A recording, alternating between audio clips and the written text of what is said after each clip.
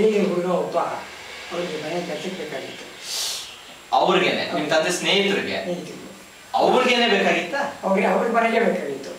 ನಮ್ಮ ತಂದೆಗೆ ಸುಳ್ಳು ಕರ್ಕೊಂಡು ಇಲ್ಲಿ ಅವರ ಚರಣವನ್ನು ನೋಡಿದ್ರೆ ನನಗೆ ಅಷ್ಟು ಅರ್ಥವಾಗಿಲ್ಲ. ಅವ್ರು ಚಿಕ್ಕ ಹುಡುಗ 12 ವರ್ಷ ನಾನು ಕೂತ್ಕೊಂಡು ಹಾಡೋದು ಬಿಡೋದು ಅಂತ ಕೇಳಿ ಅಕ್ಕಪಕ್ಕದವರೆಲ್ಲ ನಾನು ತುಂಬ ದೇವರನ್ನು ಕಾಡ್ತೀನಿ. ಬಲು ದೇವಿ ಮೇಲೆ 12ನೇ ವಯಸ್ಸಿನಲ್ಲಿ ಸುಮ್ಮನೆ ಒಂದು ಹಾಡಿ ಹೇಗಿತ್ತು ಅಂತ ಒಂದು ಸುಮ್ಮನೆ ತಿಳ್ಕೊಳ್ಳೋಣ.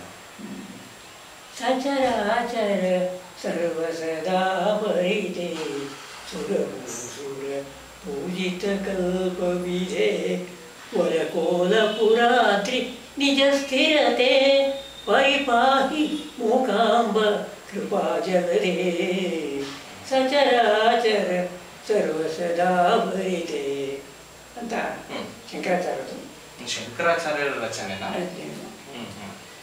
ಹೇಗಿದೆ ಸಾಹಿತ್ಯ ಏನ್ ಹೇಳುತ್ತದ? ಅದು ದೇವಿ ಸ್ತೋತ್ರ. ಆಯ್ತಾ?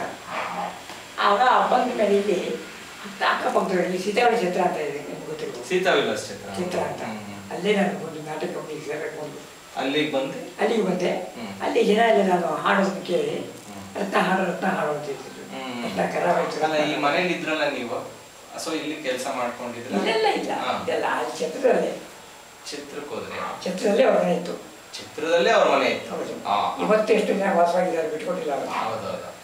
ಅಲ್ಲಿಂದ ನನಗೆ ಬೇಸರ ಆಯ್ತು ಅವ್ರ ಕೆಲಸ ಮಾಡಿದ್ರೆ. ಯಾಕೆ ನಮ್ಮಲ್ಲಿ ಸಮೃದ್ಧಿ ಆಗಿದ್ದವರು. ನಮ್ಮ ತಂದೆ ನಮ್ಮ ಚೆನ್ನಾಗಿ ನೋಡ್ಕೊಂಡಿದ್ರು, ಯಾವುದಕ್ಕೂ ಕೊರತೆ ಇರಲಿಲ್ಲ.